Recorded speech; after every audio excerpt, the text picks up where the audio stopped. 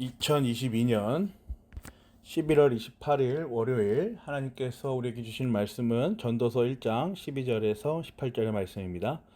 오늘 본문은 전도자가 지혜가 헛되다라는 것을 기록한 본문입니다. 대부분의 사람들은 전도자를 이제 솔로몬이라고 생각하죠. 그러나 대부분의 보수 진영의 신학자들은 전도자를 솔로몬이라고 단정짓지는 않습니다. 솔로몬이 죽은 이후 다른 이스라엘 왕일 거다라고 많이들 생각하죠. 왜냐하면 전도서 전체에 흐르는 분위기가 솔로몬 그 찬란한 시대와는 맞지 않다라는 이유에서입니다. 솔로몬 시대는 우리가 아는 바와 같이 풍요와 번영의 시대였습니다. 그야말로 없는 것이 없었고 모든 것이 차고 넘치던 풍성한 시대였죠. 그런데 전도자의 기록을 찬찬히 살펴보면 세상에 대해서 굉장히 회의적인 것을 볼 수 있어요. 돈과 이익, 그러니까 물질적 이득이 주된 관심인 사회라는 것을 추론해 볼 수 있습니다. 전도자가 이 물질적인 집착이 가득하던 시대에 염려하며 또 그 시대 가운데서 깊이 숙고하고 묵상하는 메시지를 전도서는 담고 있습니다. 어찌 보면 오늘날과 같을 수 있겠어요. 초등학생부터 유튜버가 장래 희망이라고 말해버리는 정신의 가난 속에서 온갖 수단과 방법을 총동원하여 돈을 축적하여 노동으로부터 자유로워지는 그 순간만을 고대하는 현대인들에게 전하는 메시지라고도 볼 수 있을 것입니다. 솔로몬 시대에는 이런 부를 축적해야 한다는 열심과 노력이 필요 없었던 시대라는 것이죠. 또한 히브리어 문법과 논증의 문체, 또 잠언에 나오는 솔로몬의 잠언이라라고 솔로몬이 전도서의 저자였다면 이 전도서에도 역시 솔로몬의 전도서라라고 말할 텐데 그런 것이 이제 없다라는 것에서 솔로몬 이후 저작이라는데 이제 더 힘을 쏟죠. 다니엘의 환상에서 예견되었던 남방왕 이집트 프톨레마이오스 왕조가 팔레스타인 예루살렘을 정복하여 끝이 없이 발전하여 엄청난 문명을 이룩하는 그 시대. 이방 나라들의 부흥과 발전에 기가 죽어서 자신들도 생존을 위하여 수단과 방법을 가리지 않고 부를 축적하는 데 온갖 정신이 팔려 있었던 이스라엘 백성들. 여전히 하나님을 믿고 따르며 섬기고 있으나 실상 하나님을 비인격적인 신으로 우리와 인격적인 관계없이 그저 잘 살게만 해주십시오라고 비는 그러한 대상인 기복신앙. 전도서 전체에 흐르는 단어들과 정서들을 묵상하여 보면 전도서는 분명 여러 정치적 정황과 정서 속에서 하나님의 존재가 조금씩 잊혀져 가는 것을 두려워한 한 전도자가 외치는 복음의 소리입니다.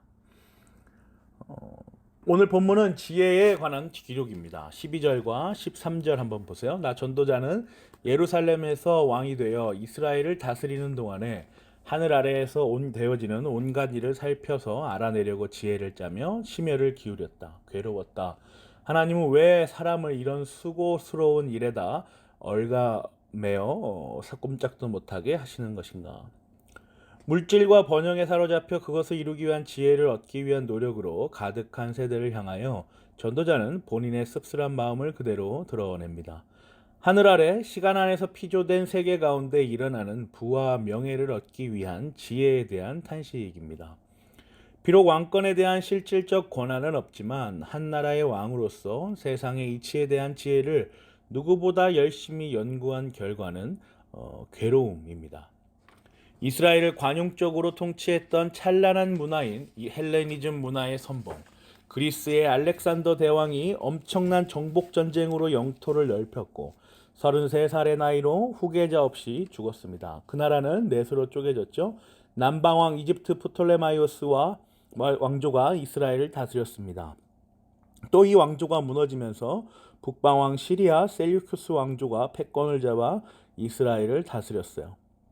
이 셀류큐스 왕조가 진행되면서 이스라엘 향한 박해가 시작됩니다. 느헤미야와 에스라 시대에 재건되었던 이때 예루살렘 성전이 다시 무너집니다.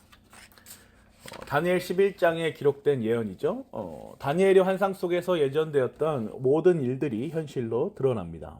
그리고 이 비참한 한 역사 한가운데서 전도자는 왕으로서 왕관을 쓴 채 이 현실을 바라보고 있습니다.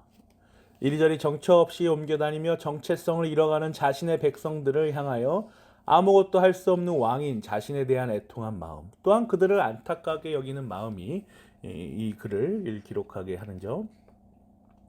하나님께서 통치하시는 모든 일에 기한을 정하셔서 때를 기다리게 하시는 그의 통상적인 사역의 방법이 분명하게 성경에 기록되어 있고 예언되었으며 실현되었는데 하나님을 경외하지 않고 세상의 흐름에 따라 살아가는 이스라엘 백성들이 안타깝기만 한 것입니다. 그래서 이 전도자는 괴롭습니다.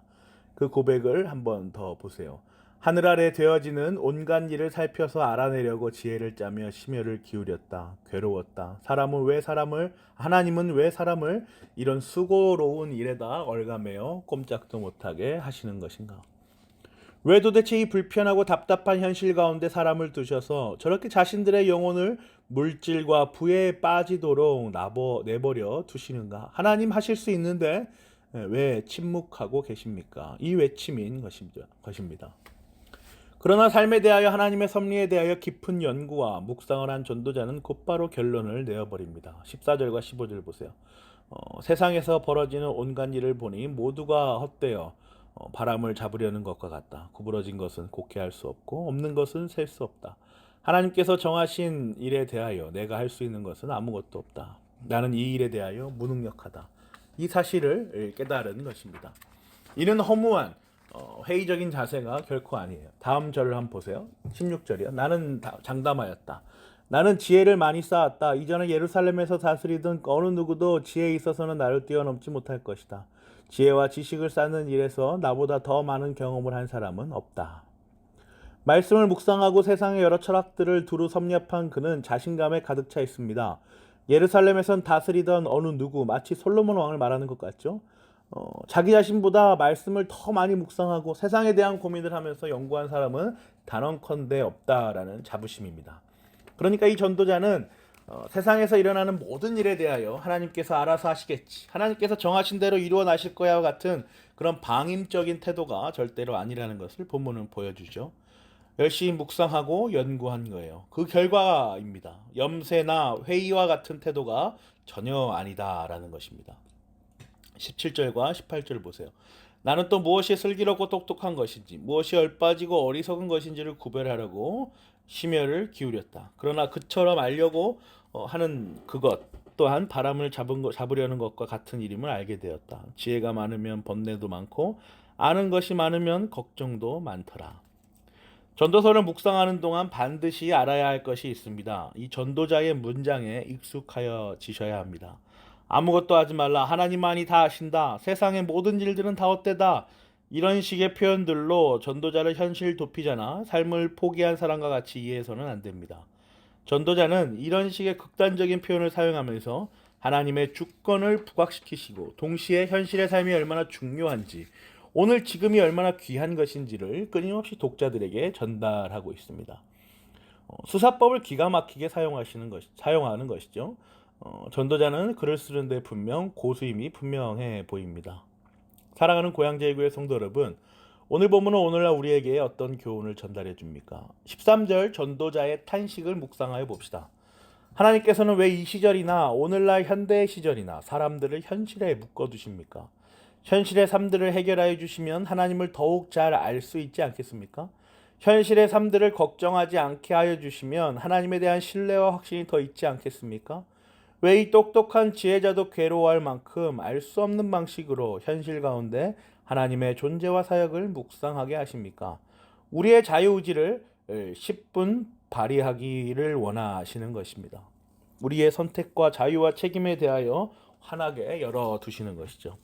아담과 하와에게 절대로 먹지 말라는 선악을 알게 하는 나무를 동산 한가운데 놓아두셨다고 말씀하신 것처럼 말입니다. 아담과 하와의 선택과 자유와 책임을 존중하여 주시는 것입니다. 너는 이미 내가 택하였다. 내가 반드시 너를 구원으로 이끌 것이다. 네가 하고 싶은 대로 다 해보아라. 그리고 경험해보아라. 어떤 길이 나의 길인지 네가 스스로 직접 경험하여 보아라. 자유를 선택하고 책임을 감당하며 너의 삶을 네가 만들어가 보아라. 그러나 그렇다고 해서 그 자유와 선택과 책임으로 인하여 내가 너를 버리지는 않을 것이다. 나는 너를 나와 같이 거룩으로 만들어 갈 것이다. 한번 그렇게 열심히 너 자신을 살아보아라. 이렇게 말씀하시는 것입니다.